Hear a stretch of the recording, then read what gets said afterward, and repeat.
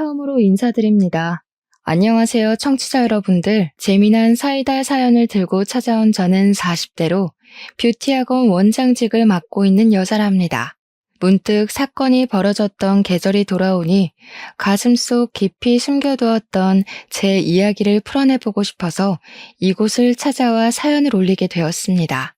어떻게 보면 파란만장하고 어떻게 보면 한편의 코미디 영화 같았던 제 삶을 최대한 재밌게 풀어내 보겠습니다. 처음부터 끝까지 저와 함께 해주신다면 힘이 날 것 같습니다. 지금부터 제 이야기를 시작할게요. 저는 미용고를 졸업하고 메이크업과 네일아트 자격증, 피부관리사 자격증을 딴 뒤 10년이라는 세월을 현장에서 발에 땀이 나게 뛰며 굴렀습니다. 사실 이 직업이 꾸미기 좋아하는 사람들이 모여 일궈낸 일터라고 생각하실지 몰라도 정말 치열하고 누구보다 바쁘게 살아야 하는 직업이거든요. 유행에도 민감해야 하고 고객들이 원하는 니즈를 정확하게 파악해야 하고 거기다가 스몰 토크까지 완벽하게 해내야 하는 직업이죠. 쉽게 생각하고 뛰어들었다가는 제풀에 지쳐 꺾여나가는 사람이 한둘이 아니랍니다. 현장에서 이리 구르고 저리 구르다가 문득 기본기조차 제대로 배우지 못한 후배들이 고생하는 모습을 보고는 결심하게 되었습니다. 내가 제대로 후배들을 양성할 수 있는 교육기관을 차려보면 어떨까 싶었던 거죠. 그래서 저는 나이 30에 뷰티학원이라는 간판을 달고 교육자의 길을 걷게 되었습니다. 사실 말이 좀 거창하긴 한데 저로서는 무척이나 자부심을 가지고 일을 했기 때문에 조금 오글거리는 표현이어도 참아주시면 감사하겠습니다. 처음에는 현장에서 만난 기본기가 덜 된 후배들을 데리고 시작했는데 우리 학원에서 자격증을 딴 친구들이 승승장구해준 덕분에 학원 명성이 올라가게 되었습니다. 물론 제가 꼼꼼하게 가르치는 부분이 한몫하기도 했지만 운빨도 무시 못했죠. 작은 상가 건물 3층 한편에서 시작했던 학원이 지금은 강서구에서 건물 하나를 통째로 쓸 만큼 번창했습니다. 그러니 제가 얼마나 노력을 하고 잠을 줄여가며 일을 했는지 상상이 가시죠? 제가 자부심 충분히 느낄 만하지 않겠습니까? 이 자리까지 오기 위해 얼마나 노력을 했는지 지금 생각해도 책 5권은 쓸 수 있을 것 같습니다. 20살에 피부관리사 자격증을 따고 에스테틱에서 일을 했을 때 만난 진상들 이야기를 시작하면 벌써 책 1권 뚝딱 나오고요. 저한테 관리를 받고 뾰루지가 났다고 피부과 진료 비용 몇백만 원을 물어내라고 했던 김포에 사시는 40대 아주머니는 평생이 가도 기억할 것 같습니다. 제 마사지를 받고 어깨 뭉침이 풀리기는커녕 50견이 온 것 같다던 아주머니 또한 말이죠.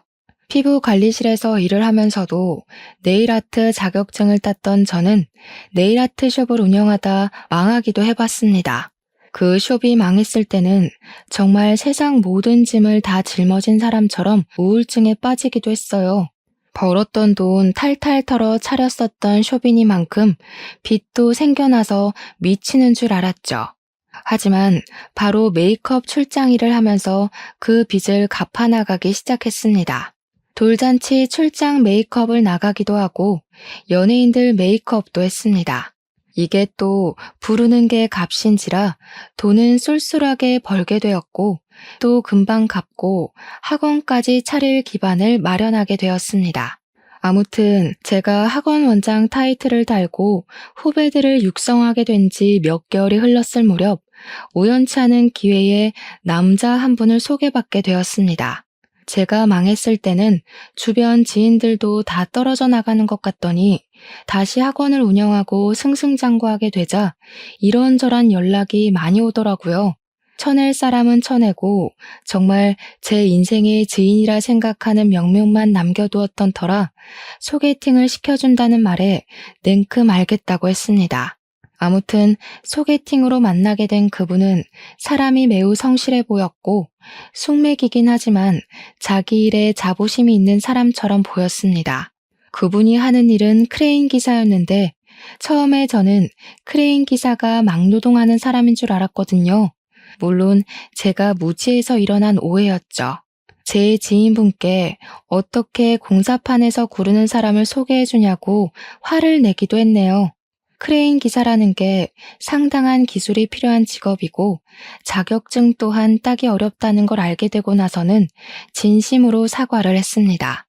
버는 돈도 꽤 되는 것 같고 무엇보다 살림이 성실하다는 것이 저의 마음을 사로잡았기에 연애를 시작하게 되었습니다. 2년 정도 연애를 한 뒤에 종착지인 결혼에 꼴이 나게 되었습니다. 그런데 결혼 준비 기간부터 약간 삐걱거림이 시작되었어요. 결혼을 하려면 제일 먼저 하는 일이 뭔지 다들 아시죠? 바로 상견례 말입니다. 프로포즈도 받았고 반지까지 나눠 낀 마당에 자꾸 예비 신랑이 차일피일 상견례 자리를 미루는 게 아니겠습니까? 분명 우리 집에도 인사를 다 드렸고 시댁에 가서 인사를 드리겠다고 하는데 자기네 집에는 인사를 드릴 필요가 없다는 말만 반복하더라고요. 아니 그게 말이나 됩니까? 결혼식을 올리겠다고 하는데 시댁에 인사를 드리러 갈 필요가 없다고 하니 수상하더라고요. 저한테 바로 상견례나 하자고 하면서도 날짜는 잡지 않고 시댁에 저를 숨기는 것 같은 기분이 들고 모든 일이 원점으로 돌아가는 것 같은 기분이었습니다. 오죽하면 예비 신랑에게 혹시 유부남이냐고 그래서 자꾸 인사를 시키지 않는 거냐고 물어보기까지 했습니다. 왜냐하면 그때 저희의 나이가 벌써 37살이나 되었던 시점이었거든요. 나이를 먹을 만큼 먹었으니까 유부남일 가능성도 충분하다고 자꾸만 의심이 들기 시작했어요. 오죽하면 제 이야기를 아는 지인들이 미행을 해줄까? 등본이라도 떼오라고 시켜봐 하면서 조언을 해주었습니다. 예비신랑은 유부남 이야기를 듣자마자 절대 아니라며 가족관계 증명서를 떼다 보여주면서 미혼임을 확인시켜주기도 했습니다. 미혼인 걸 확인하고 나니까 상견례를 미루는 행동이 더 이해가 가질 않더라고요. 그래서 왜 그러는 거냐고 화를 내니까 그제야 멋쩍어 하면서 이야기를 하더라고요. 자기한테 형이 하나 있는데 이혼을 한 지 얼마 안 돼서 집안 분위기가 뒤숭숭해서 그렇다는 것이었습니다. 저는 순간 깜짝 놀랐죠. 계속 상견례 하자고 졸랐는데 친형이 이혼을 했다고 하니까요. 집안이 뒤숭숭하고도 남을 일이라서 제가 너무 아이처럼 보챈 건가 싶어서 미안하기까지 했습니다. 예비 신랑에게 아주버님이 이혼한 이야기를 물어보니까 말을 또 아끼더라고요. 무슨 비밀이 그리도 많은 건지 나 참. 또 그렇게 시간을 낭비하고 결국에는 제가 안 되겠다 싶어서 단판을 짓자고 했습니다. 시댁의 막무가내로 찾아가 인사를 드리기로 결심을 한 거죠. 가겠다고 말도 없었고 오라고 한 적도 없었는데 제가 양손 무겁게 선물을 사들고 다짜고짜 찾아가니까 시댁에서도 놀라셨습니다. 하지만 그것도 잠깐. 예비 시모가 저를 보고는 아이고 네가 우리 둘째랑 만나는 그 아가씨구나 하면서 반갑게 인사를 해주시더라고요. 시모 성격이 무척이나 털털해 보였어요. 오, 생각보다 나를 환대해주는 분위기구나 느낌이 좋다 싶어서 방긋 웃었는데 순간 저를 위아래로 쭉 훑어보시면서 스캔을 하시더라고요. 약간 쎄한 기분이 들 찰나에 저에게 그 옷 비싼 옷이냐고 슬쩍 물어보시더라고요. 그래서 아니라고 그렇게까지 비싼 옷은 아니라고 했더니 마침 잘 됐다면서 저녁 준비하려고 했는데 저보고 일손 좀 거들라고 하시더라고요. 순간 너무 당황해서 쓱 건네시는 앞치마를 받아버렸고 멀뚱히 있을 수가 없는 분위기가 되어버려서 체념을 하고 앞치마를 둘렀습니다. 싫은데요? 했다가는 당장 나가 할 것 같은 분위기였어요. 진짜예요. 등 떠밀려서 어영부영 시키는 일 하면서 저녁 준비를 돕고 있는데 안쪽 방에서 아주버님으로 보이시는 분이 나오시더라고요. 저를 한번 보고 시모를 한번 보더니 한숨을 푹 내쉬는 겁니다. 엄마, 내가 이런 짓 하지 말라고 했는데도 아직 정신 못 차리고 이러고 있어? 날선 말이 나오자 저는 잔뜩 긴장을 해서 그 둘 사이에 껴서 눈치를 볼 수밖에 없었습니다. 예비 시모는 순간 버럭하시면서 자기가 뭘 또 어쨌다고 그런 소리를 하는 거냐며 방이나 들어가 있으라고 아주버님한테 말씀하시더라고요. 근데 아주버님도 지지 않고 시모한테 큰 소리를 내는 겁니다. 왜 집에 인사하러 온 손님한테 앞치마를 입히고 일을 시키고 있냐고. 내가 그런 짓 하지 말라고 몇 번이나 이야기를 했는데 아직도 정신 못 차렸어? 아니, 얘가 하기 싫었으면 싫다고 했겠지. 군소리 없이 일 잘하고 있는 애한테 왜 그런 말을 하는 거니? 이게 다 내 탓이야? 얘, 네가 말을 좀 해봐라. 갑자기 시선이 저한테 모이게 되더라고요. 무슨 말을 해야 할지 몰라서 우물쭈물 눈치를 보고 있는데 아주버님도 저를 보면서 한 소리 하셨습니다. 손님으로 인사드리러 온 자리에서 밥 차리는 거 돕고 싶어요? 조용한 거 봐라. 잘하고 있는 애 괜히 들쑤시지 마. 얘도 입이 있는데 당연히 싫으면 싫다고 말을 하겠지. 예비 시어머니가 될 사람 앞에서 면전에 대놓고 싫다는 소리를 어떻게 하겠어? 며느리가 그럴 수 있는 존재라고 생각하는 것부터가 잘못된 거야. 앞치마 벗고 거실에서 TV나 보고 밥이나 먹고 가요. 손님으로 왔으면 손님 대접받고 가는 걸로 합시다. 그러면서 저한테 앞치마 후딱 벗으라는 눈짓을 하시길래 이때다 싶어서 바로 앞치마를 벗었습니다. 뒤에서 시모가 허 하는 소리가 들렸지만 일부러 무시하는 척하고 아주버님 따라서 거실로 발걸음을 디디는데 그제야 예비 신랑이 방에서 나오더라고요. 집에 오자마자 인사만 쏙 하고는 안방에 있는 시부랑 이야기한다고 들어가서 자리에 없었거든요. 예비 신랑은 이게 다 무슨 소란인가 하는 표정으로 멀뚱히 저랑 시모를 쳐다보고 있더라고요. 그러니까 아주버님이 제가 벗은 앞치마를 예비 신랑에게 던지면서 일을 시키고 싶으면 네가 직접 하라고 왜 예비 신부한테 일을 시키냐고 화를 내더라고요. 남편은 아무것도 모르는 채로 무슨 소리를 하는 거냐고 분위기가 왜 이렇게 삭막하냐고 헛소리를 하더라고요. 눈치가 없는 건지 진짜 모르는 건지 어벙하게 굴자 아주버님께서 예비 신랑을 향해 큰 소리를 내셨습니다. 이런 집구석이니까 내 와이프가 도망간 거야. 그걸 왜 몰라? 어떻게 인사드리러 처음 집에 온 사람한테 당당하게 앞치마를 들이미냐고. 손님이면 손님 대접을 해야지. 며느리가 종이야? 어? 그렇게 부려먹기만 하니까 내 와이프가 도망을 간 거라고. 내가 미리 알았으면 이런 일 없게 만들었어. 너 처신 똑바로 해. 그제야 저는 대충 아주버님이 이혼한 이유를 눈치껏 알게 되었습니다. 시모가 전 형님께 시집살이를 아주 혹독하게 시킨 모양이었더군요.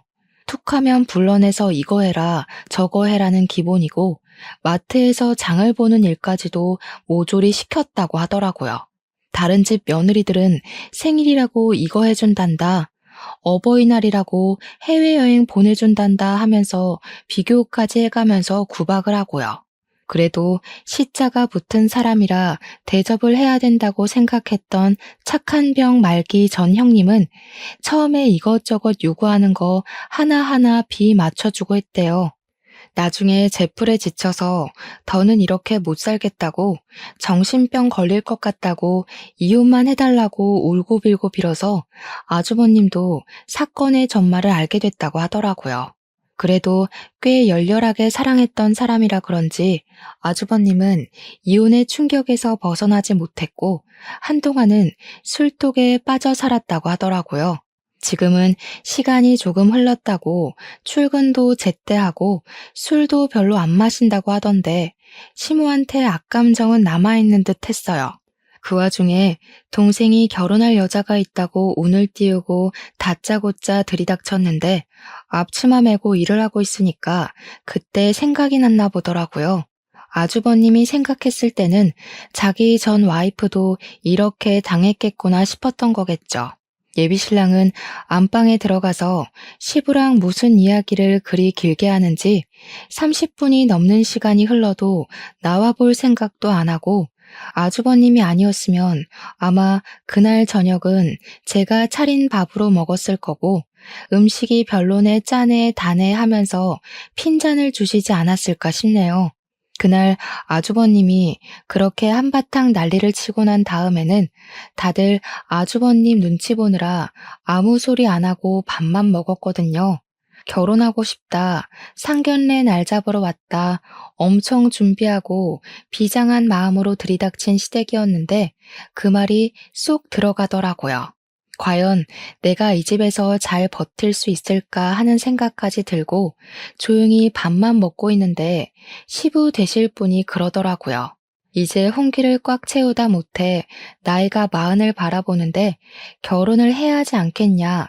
양가에 인사드렸으니 상견례를 잡자고요. 남편이 숨기려고 했던 게 아주버님의 이혼 사유였는데 그게 다 드러나고 나니까 결혼하자고 냉큼 말을 하더라고요. 근데 모든 전말을 알게 됐는데 저라고 냉큼 좋습니다. 할 수 있겠습니까? 찝찝함이 사라지질 않더라고요. 근데 사람이라는 게 참 간사한 마음을 가지고 있잖아요. 나이가 벌써 37살이고 주변 친구들은 죄다 시집가서 애가 둘이고 셋이고 노후 준비가 어떻고 애들 유치원은 어쩌고 하는데 저는 아직 시집도 못 갔고 지금 예비 신랑이랑 헤어지면 언제 또 새로운 사람 만나서 연애를 하고 결혼 계획을 짜고 하겠어요. 나이가 죄라는 말이 사무치게 새겨지더라고요. 이 나이에 남자를 만날 수 있는 곳이 널린 것도 아니고 제가 뭐 클럽을 가서 헌팅을 하겠어요? 뭘 하겠어요?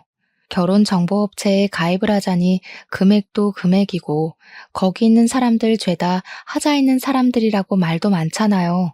고부간의 갈등은 내가 처신 잘하고 피해 다니면 되지 않을까 하는 안일한 생각이 들고 점점 마음이 기울더라고요. 그래서 결혼하겠다, 상견례 날짜를 잡자 하게 된 거죠.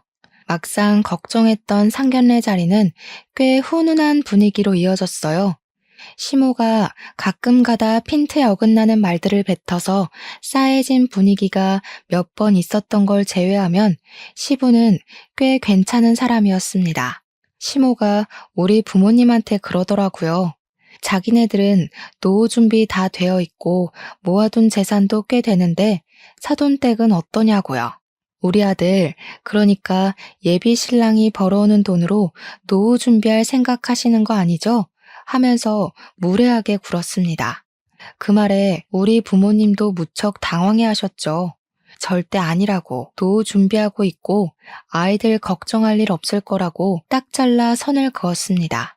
근데 그 말을 하시면서 우리 아버지께서 기분이 좀 상하신 것 같더라고요. 시모가 눈치도 없이 거기서 노후 준비를 아직도 하고 있으신 거냐고 늙어서 고생하시네요 했거든요. 아버지께서 딱 잘라서 아직 정정하기도 하고 일은 할 수 있을 때까지 쉬지 않고 할 생각이라고 이야기를 하니까 시모가 늙어서 여행도 다니고 해야지 하는 겁니다. 저는 분위기를 수습하고자 괜히 하하호호 웃었고 아주버님은 정색하며 밥만 드시고 계셨죠. 시모는 촐싹대는 걸 멈추지 않았습니다. 우리 부모님께서 불편해하는 기색을 보이는데도 눈치 없는 예비신랑은 분위기 파악도 못하고 결혼 이야기만 떠들고 있더라고요. 예단이니 예물이니 신혼여행은 어디가 좋을 것 같고 식장은 여기가 좋겠더라 하면서요. 근데 거기서 시모가 신혼집 이야기를 꺼내면서 아주버님이 살던 집에서 신혼 생활하면 되겠다고 거기가 시부모님 명의 아파트라고 하더라고요. 우리 부모님은 아주버님이 이혼한 걸 몰랐던 터라 그럼 사돈은 어디 가서 사는 거냐고 하니까 시모가 주책맞게 떠들었어요. 지금 큰아들은 우리랑 같이 살고 있어요. 얘가 이혼을 했거든요. 아주버님이 그 소리에 처음으로 무표정한 얼굴을 지우고 인상을 팍 쓰면서 숟가락을 내려놓았어요. 분위기가 점점 이상해지자 우리 부모님께서도 수습하신다고 상심이 크시겠다고 위로의 말을 꺼냈습니다. 근데 시모가 거기서 적당히 하고 멈췄어야 했는데 한 발 더 나아간 거죠. 며느리가 좀 이상한 애였어요. 내가 뭘 어쨌다고 이혼을 하겠다고 그 난리를 쳐댔는지. 아휴, 우리 큰아들이 하루라도 빨리 좋은 여자 만나서 재혼을 좀 해야 하는데. 나중에 혼처 자리도 좀 알아봐 주시고 해주세요. 우리 부모님은 황당해 하시고 아주버님은 짜증이 솟구쳤는지 한숨 쉬다 화장실 간다고 나가시고 예비 신랑만 머리에 꽃밭이 가득 찼는지 맞아 하면서 맞장구 치고 있더라고요. 상견례 자리가 어영부영 끝이 나고 인사를 드리고 집으로 돌아오는데 우리 부모님이 엄청 찝찝해 하시더라고요. 진짜 그 집에 시집가도 되겠냐고 몇 번이나 물어보시면서도 노처녀 딸내미 빨리 시집 보는 게 더 먼저라고 생각이 드셨나 봐요. 결국 큰 반대 없이 결혼식 날짜를 정하게 되었고 한복의 드레스에 준비해야 하는 필수 건들은 전부 준비를 했습니다. 우리 부모님께서도 늦음하기 시집가는 딸내미 남들보다 더 차려입으면 차려입었지 덜하진 말자는 주의로 준비를 해주셨어요. 패백은 요즘 돈이 안 된다고 다들 하지 않는 추세라던데 우리 시부모님은 패백 무조건 해야 된다고 박박 우기셨습니다. 웨딩 플래너도 패백을 한다고요? 요즘은 잘 안 하는데 하면서 넌지시 말리는 분위기였지만 시모가 해야 한다는데 어쩌겠어요. 결혼식 당일에는 정말 신부 입장을 어떻게 했는지 기억도 나지 않고 주례사 말씀이며 뭐며 기억나는 게 하나도 없었거든요.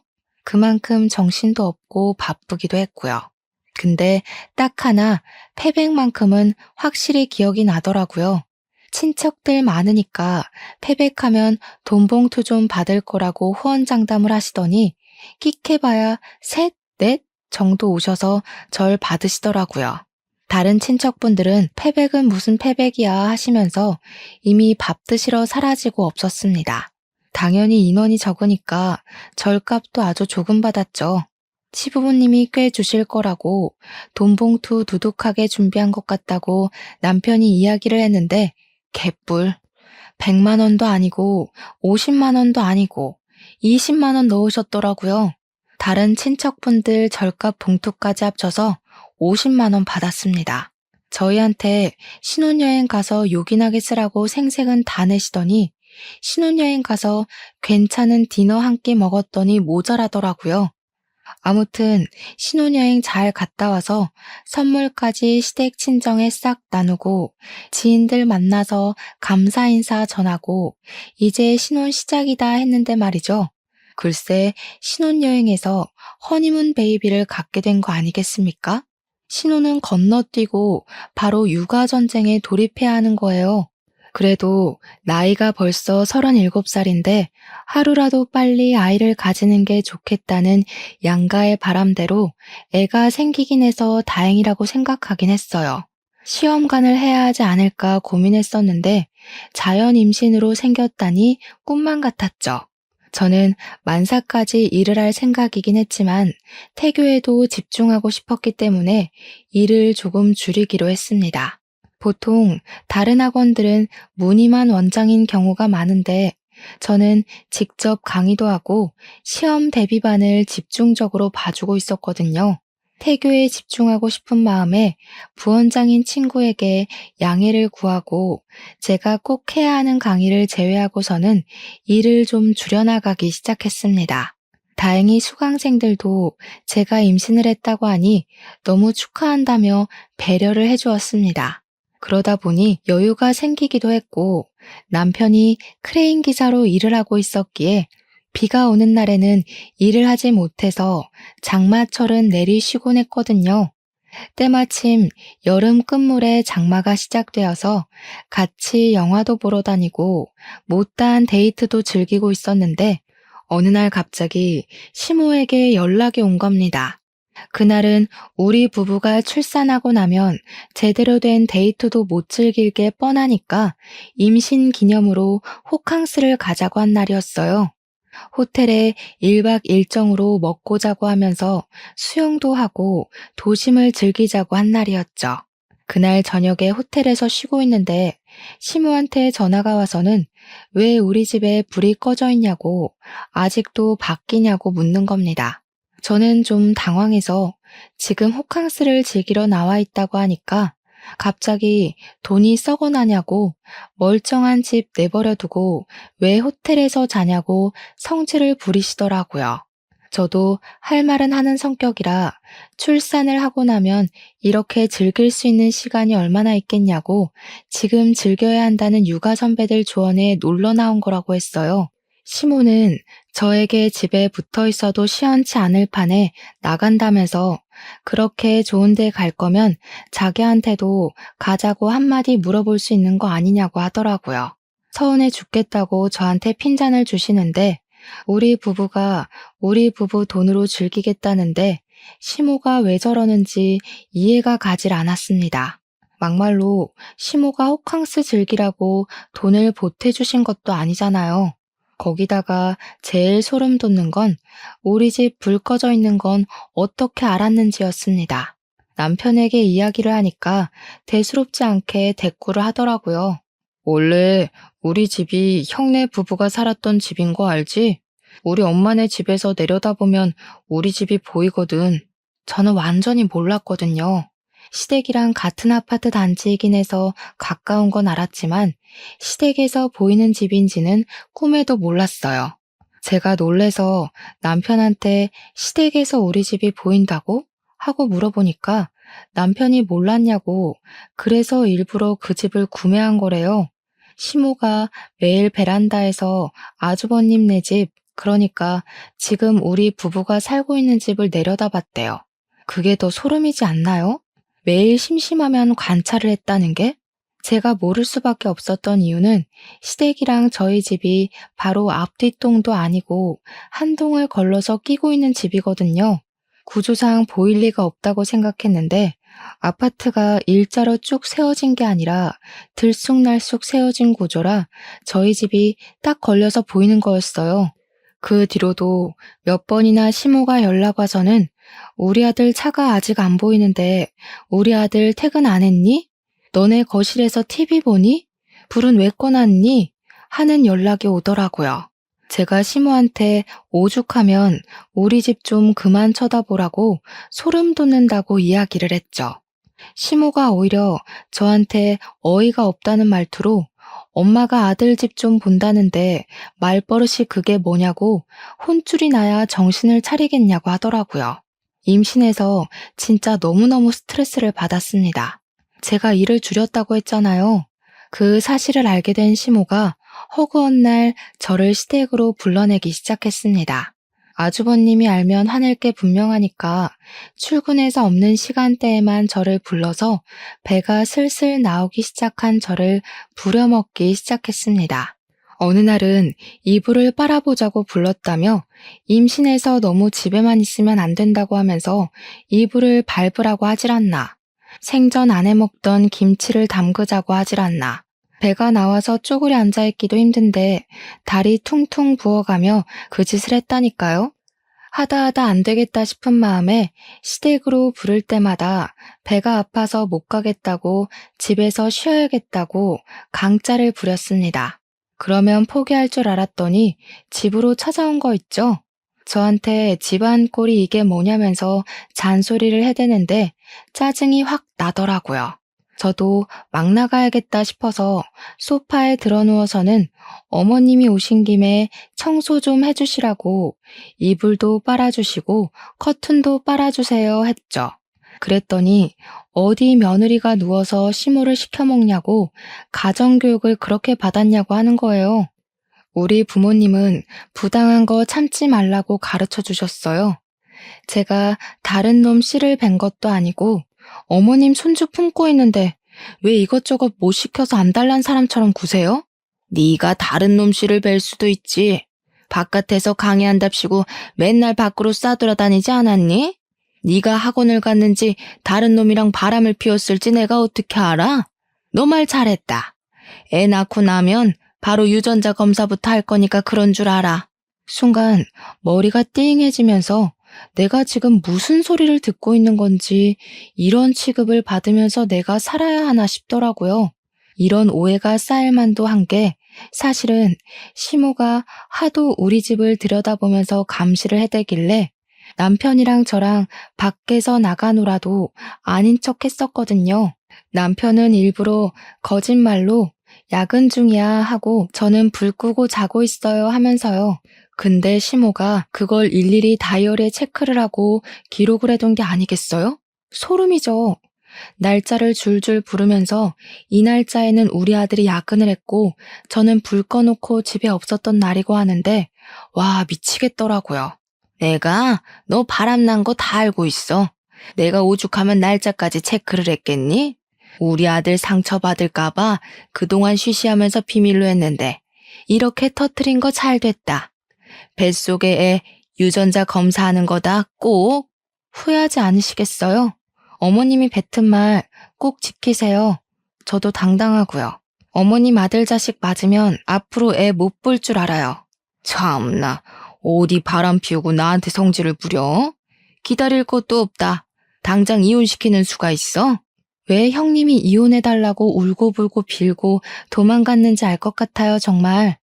감시당하는 거 정신병 걸릴 것 같아서 더는 안 되겠어요. 저는 더 이상 이렇게 못 살아요. 저도 강력하게 제 의견을 피력하니까 시모도 굽히지 않는 제 모습에 열이 받았는지 남편한테 바로 전화를 걸어서는 너 당장 이혼해 하고 소리를 질렀습니다. 남편이 그게 무슨 소리냐고 하던 일도 중단하고 집으로 바로 날아왔더라고요. 저랑 시모랑 한참을 대치하고 씩씩거리고 있는데 남편이 예산 일이 아니라는 생각이 들었는지 아주버님까지 데리고 집으로 온 겁니다. 남편이 오자마자 무슨 일인데 이혼 소리가 나오냐고 묻길래 제가 대신 대답했죠. 우리가 몇 시에 들어오는지, 잠은 언제 자는지, 불을 꺼둔 건지 켜둔 건지 다이어리에 하나하나 체크를 하고 있었다더라. 이렇게 감시를 해대는데 소름이 돋아서 너랑 더 이상은 못 살겠다.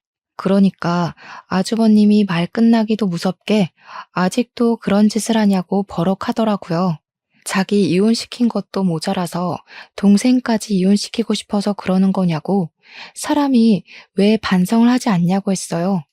시모는 어이없어 하면서 도대체 자기가 잘못한 게 뭐냐고 아들들 잘 되라고 며느리 바람 피우는 거 잡아냈더니 고마운 줄 모른다고 하네대요.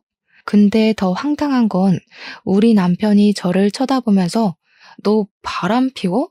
라고 하는 겁니다. 아니 이건 또 무슨 소리인지 머리가 지끈거려서 남편한테 말을 했죠. 무슨 소리라는 거야 진짜. 당신이랑 밖에서 데이트하고 온 날 가지고 지금 그러는 거라니까. 당신이 어머님한테 야근한다고 거짓말치고 나랑 영화 보고 데이트한 날 가지고 내가 바람 피우는 거라고 오해하시는 거라고. 근데 남편은 바람이라는 단어에 꽂힌 건지 뭔지 저를 못 믿겠다는 식으로 구는 겁니다. 시모가 말했던 땡월 땡일에 자기가 야근했던 것 같다며 저보고 어디를 갔다 온 거냐고 묻더라고요.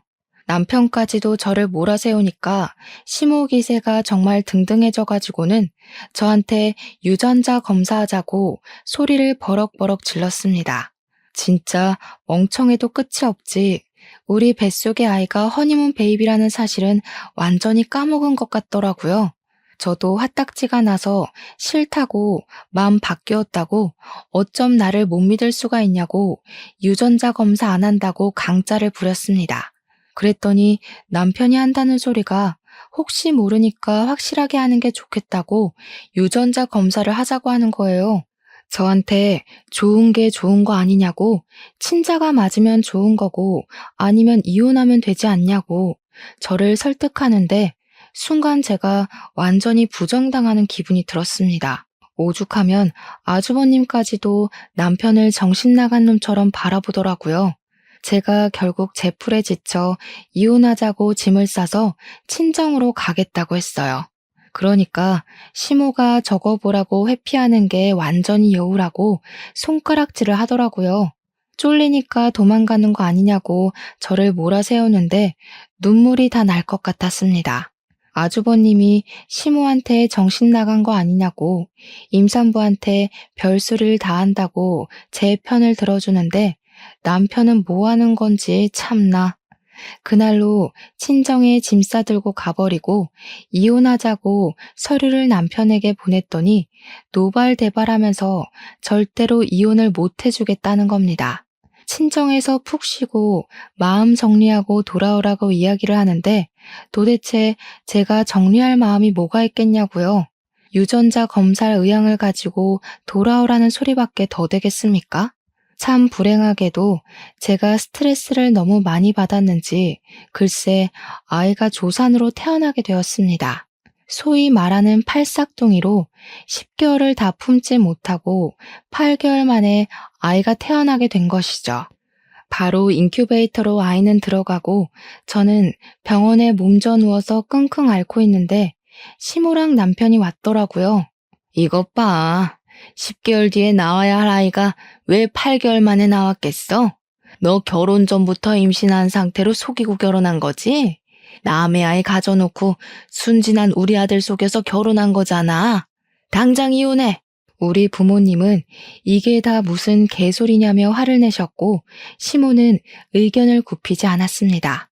대판 싸우는 와중에 남편이 저를 싸늘하게 쳐다보는데 진짜 실망을 더할 수도 없겠더라고요. 저는 그냥 지쳐서 도장을 찍어주었고 이혼 서류를 제출하게 되었습니다. 제가 38살의 나이로 출산을 하게 되면서 아이가 태어난 다음에 이혼을 하게 된 터라 출생신고를 먼저 하게 되었습니다. 남편이 자기 자식이 아닐 수도 있는데 왜 자기 자식으로 호적에 올려야 하냐면서 난리가 난 거죠. 제가 지쳐서 네 자식 맞는다고 유전자 검사해주겠다고 하니까 남편이 그런 것도 다 조작할 수 있는 거 아니냐고 콧방귀를 끼대요.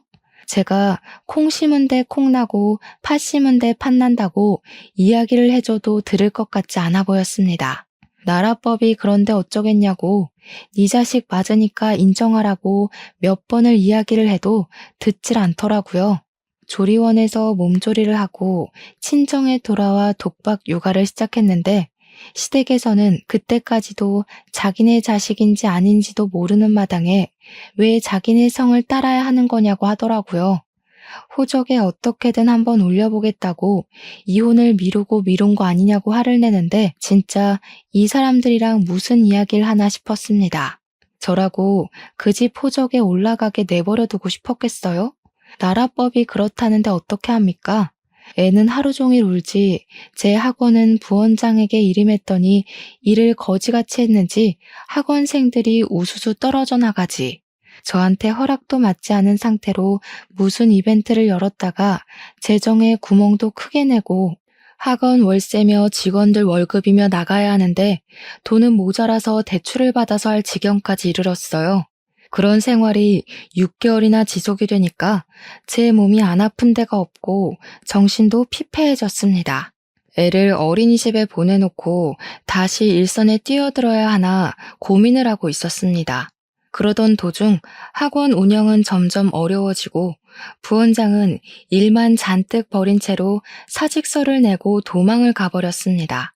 직원들 월급이 밀리면서 말도 나오고 애는 점점 낯가림이 심해져서 제 품에 있지 않으면 울고불고 난리가 나고요. 저는 우는 아이를 떼어놓고 일을 하러 출근을 했다가 학원에서 그만 쓰러지고 말았습니다. 수강생의 신고로 119를 타고 큰 병원에 가게 되었는데 자궁에 엄청나게 큰 혹이 생겼다는 겁니다.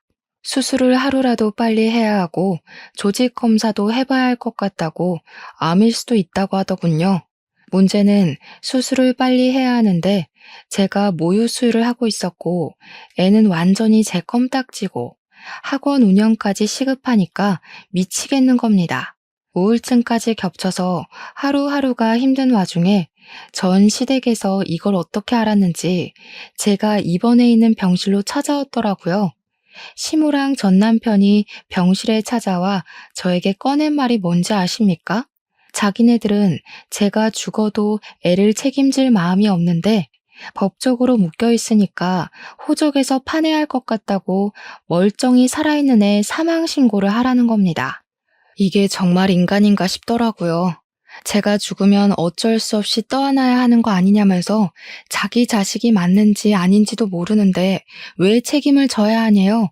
제가 죽기 전에 사망 신고하고 죽으라고 아니면 전 시모가 직접 하겠다고 하더군요. 말이 되는 소리를 해라 좀. 멀쩡한 내 자식 사망 신고를 왜 하니? 너 암이라며. 너 죽으면 뭐 애는 내가 키워야 하니? 너 설마 우리 집 재산 노리고 이러는 거야? 뭐라고요? 제가 재산을 노릴 거면 왜 하찮은 댁 아드님이랑 결혼을 했겠어요?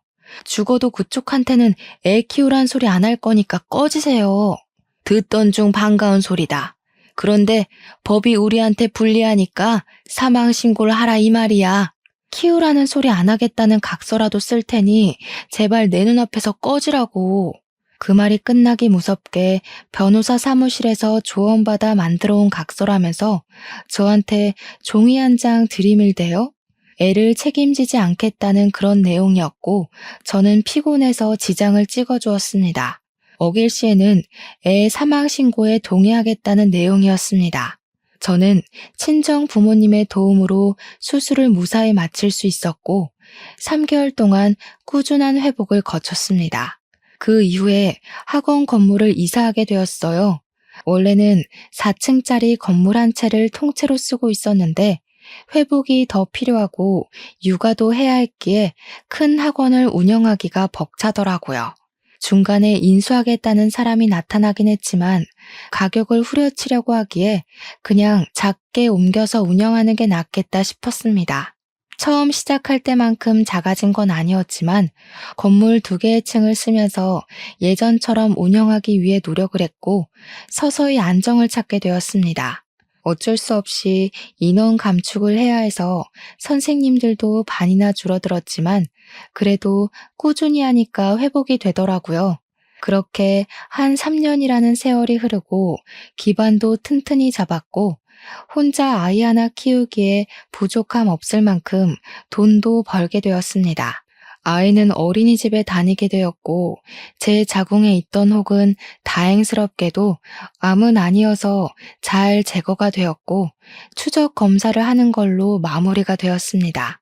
삶의 안정이 찾아왔구나 하는 찰나 3년 만에 전 시댁에서 연락이 온 겁니다.